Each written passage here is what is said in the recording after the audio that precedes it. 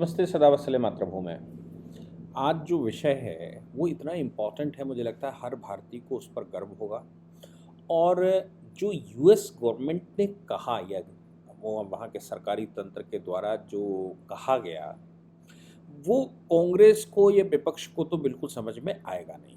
कारण मैं बताता हूँ। क्योंकि राहुल गांधी मिलकर अनुमति लेकर गए थे। वहाँ जाते ही उन्होंने भारत के खिलाफ जहर उगलना शुरू कर दिया।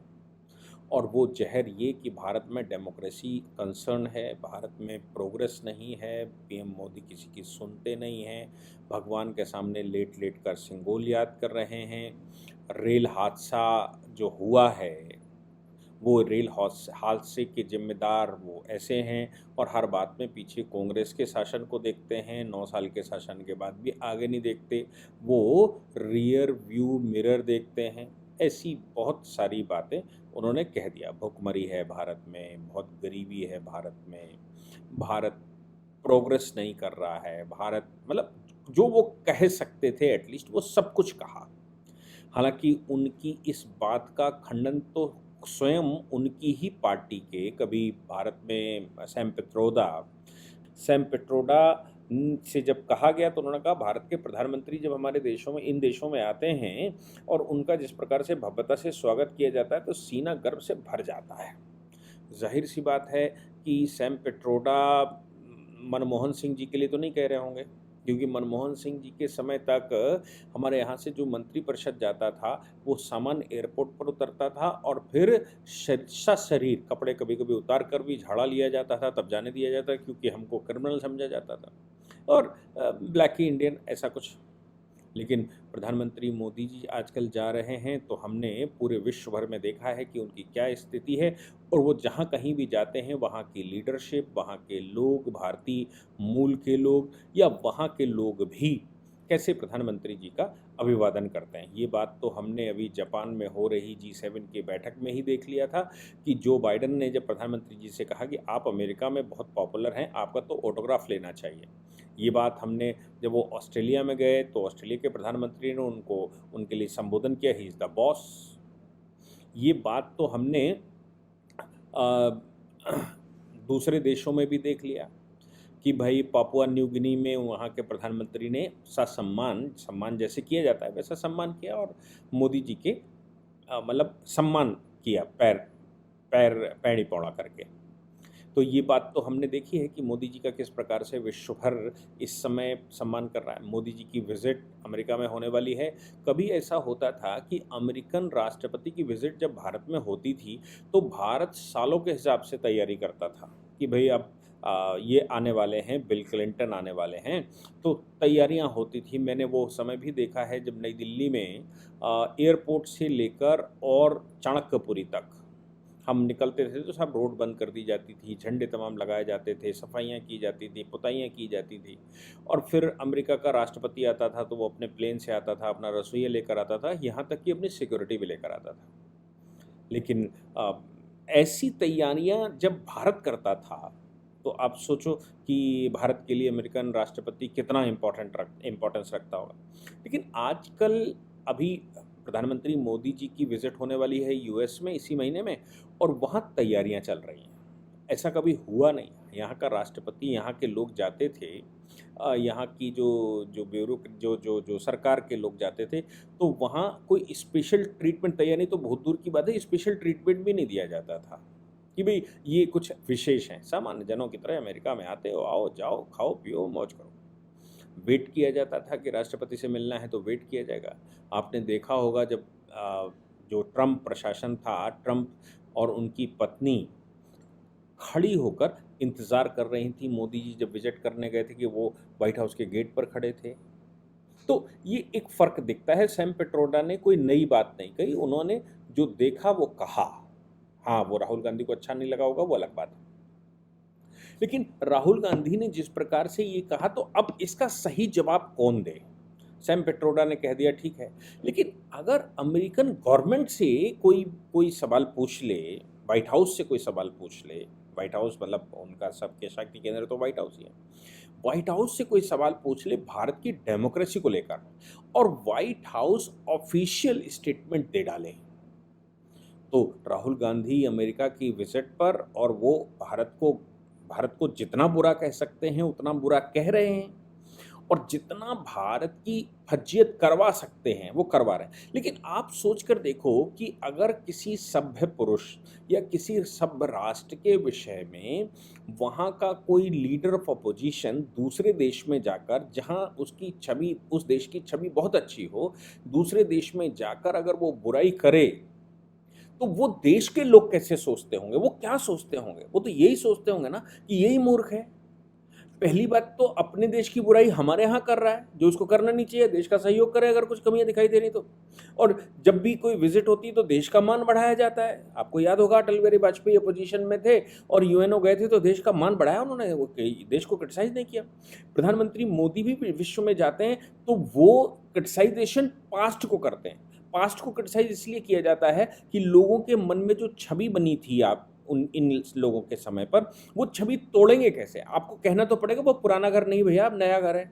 जैसे आप जाओगे तो भैया आपका पुराना घर है, वहाँ पर क्या बताएं, कम्बोर्ड नहीं बना, अब हमें खड्डी में बैठ कर करने की आदत नहीं है, वहाँ पानी नहीं है, शॉवर नहीं है, ठंडा नहीं है, गर्म नहीं है। तो कहा जाएगा भाई अब केजरीवाल ने नया शीश महल बनवा लिया है, आप लोग चाहो तो वहाँ पर रह सकते हो, बढ़िया, क्योंकि वो तो वो खाली करना पड़े, हो सकता है खाली करना पड़े, उसको म्यूजियम बनाना पड़े, वो देश का ऐसा विशिष्ट 8-8 लाख के पर्दों वाला बना है। तो ये तो बताना पड़ेगा ना कि देश में क्या पहले क्या था, जो आपके मन में छवि है वो छवि कैसे तोड़ दी है, अब आप कंफर्टेबल फील कर सकते हैं। तो मोदी जी कहते हैं, अभी भी कहते हैं हालाँकि, कि आपको 2014 से पहले जो फीलिंग होती थी वैसी फीलिंग नहीं होगी, अब तो फील गुड होगा, अच्छा लगेगा, आप चिंता मत करो। और पहले ये था, जो कमियाँ लोगों के मन में होती हैं पहले वो खुद ही बता दें, पहले ये कमी थी, ये कमी थी, ये कमी थी, ये कमी थी, अब हमने वो सही कर लिया, अब ऐसा-ऐसा हो गया। तो इससे इन्वेस्टमेंट आता है, देश की छवि सही होती है। ये इसको क्रिटिसाइज़ेशन नहीं कहते।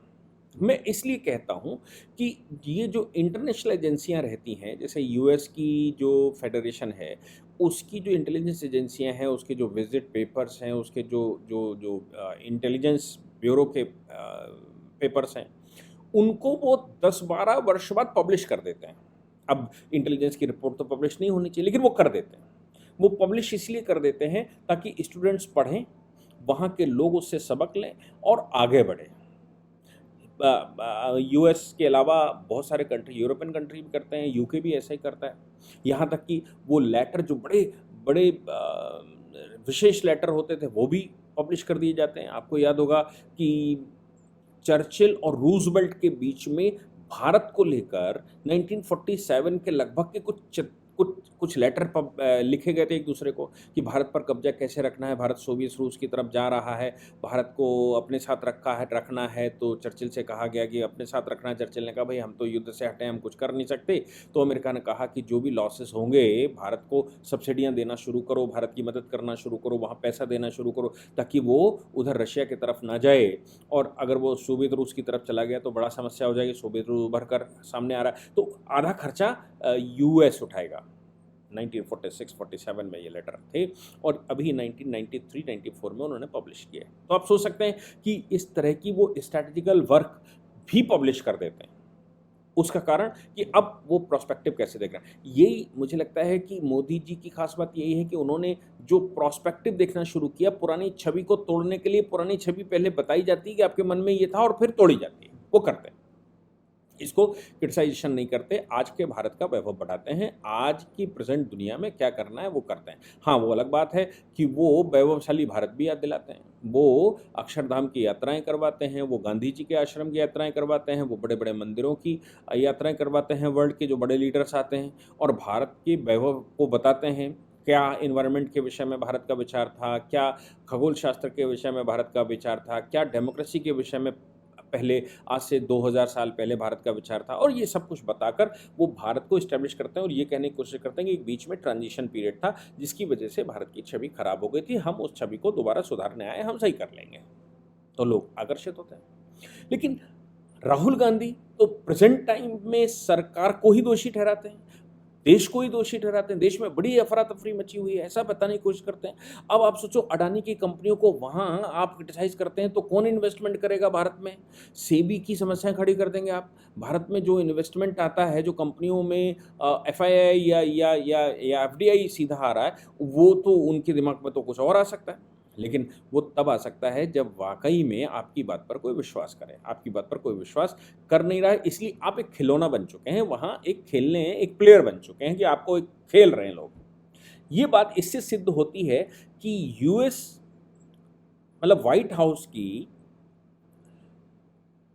कमेटी ने ये बात उनसे जब पूछी गई प्राइम मिनिस्टर के विज़िट के, तो उन्होंने जो स्टैंडिंग कमेटी ने जो जवाब दिया, वो गज़ब का है।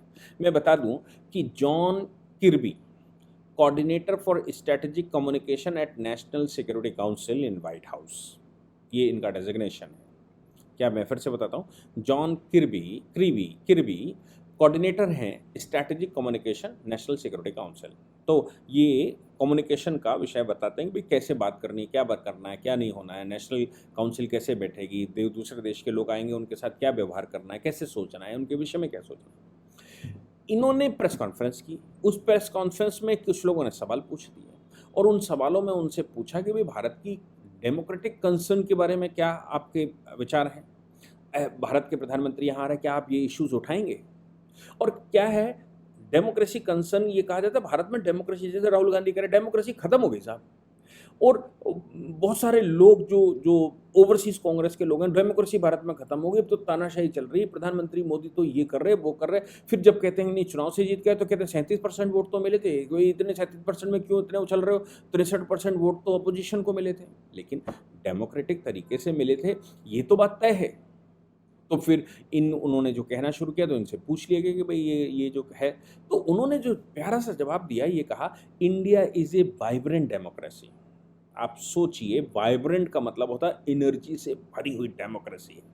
भारत का जो लोकतंत्र है वो एनर्जी से भरा हुआ है। एनीबडी, कोई भी वहां जाकर देख सकता है, जिसको अगर लगता हो कि भारत में डेमोक्रेसी नहीं है या डेमोक्रेसी में एनर्जी नहीं है, वो भारत में विजिट कर सकता है, भारत की डेमोक्रेसी के इंस्टीट्यूशंस को देख सकता है। कहता है we would expect that strength and health of democratic institution will be a part of discussion. ये जो हेल्थ और उसकी है, हम लोग वार्ता करेंगे, खुलकर बात करेंगे, लेकिन कोई भी भारत में जाकर देख सकता है कि भारत की डेमोक्रेसी कितनी वाइब्रेंट है, भारत कितना डेमोक्रेटिकली एनर्जेटिक है और डेमोक्रेसी कितनी पारदर्शिता के साथ भारत में चल रही है। भाई राहुल गांधी के मुंह पर तो सीधा सीधा मार दिया, या मारना ना कहें तो कहे ये भी कहा जा सकता, थूक दिया। बाद में उन्होंने कहा कि भाई डिफेंस डील के मामले में हमारी बात चल रही है, पैसिफिक क्वाड के मामले में हमारी बात चल रही है, और हम बहुत सारी चीज़ों में स्ट्रेटजिकल पार्टनरशिप रखते हैं भारत के साथ, और हम पार्टनरशिप बढ़ाना चाहते हैं, हम बहुत आगे बढ़ना चाहते हैं। भारत विश्व की सबसे ओल्डेस्ट डेमोक्रेसी, वो सबसे लॉन्गेस्ट स्ट्रॉन्गेस्ट डेमोक्रेसी है। वो कह रहे हैं कि डेमोक्रेसी भारत में कंसर्न है, ख़त्म हो चुकी है, और अमेरिका कह रहा है, अमेरिका का व्हाइट हाउस स्टेटमेंट दे रहा है कि नहीं भैया, भारत की democracy strongest democracy of the world है। तो आप सोच लीजिए कि राहुल गांधी जो इस तरह के स्टेटमेंट देते घूम रहे हैं, इनको विषय में क्या सोचते होंगे लोग, क्या समझते होंगे, क्या कहते होंगे? यही तो कहते होंगे कि भाई ये क्या यार, दिमाग से ऊपर चैम्बर से खाली आदमी है, ऐसी बात कर रहा है। सारी दुनिया की रिपोर्टें आ रही, $1 ट्रिलियन से $3.5 ट्रिलियन पर इकोनॉमी पहुंच गई, 140 करोड़ की आबादी होते हुए भी कोविड के काल में पूरा देश को निकाल ले गए। इस समय जो जो मंदी का दौर आ रहा है उसमें भारत की संभावनाएं ज़ीरो हैं। भारत बड़ी तेज़ी से मैन्युफैक्चरिंग का हब बन रहा है, भारत बड़ी तेज़ी से एजुकेशन का हब बन रहा है, भारत बड़ी तेज़ी से प्योर डेमोक्रेसी की तरफ आ रहा है, और ये साहब ये कह रहे हैं कि नहीं भारत तो बर्बाद हो रहा है। तो इनके विषय में तो फिर यही सोचा जाता होगा कि भाई ये इररिलेवेंट टाइप हैं, आए हैं, इनको घूम कर जाने दो, क्या है यार इनसे मगजमारी करना, क्या है इनके बारे में सोचना। देखते हैं कि राहुल गांधी की तरफ से उस पर क्या प्रतिक्रिया आती है, जो यूएस व्हाइट हाउस की तरफ से जो कहा गया है उनकी काट के रूप में। मोदी जी ने नहीं कहा, व्हाइट हाउस ने कहा। क्या ये कांग्रेस उस पर प्रतिक्रिया देखती है, वो तो देखने की बात है। जय हिंद, जय भारत, वंदे मातरम।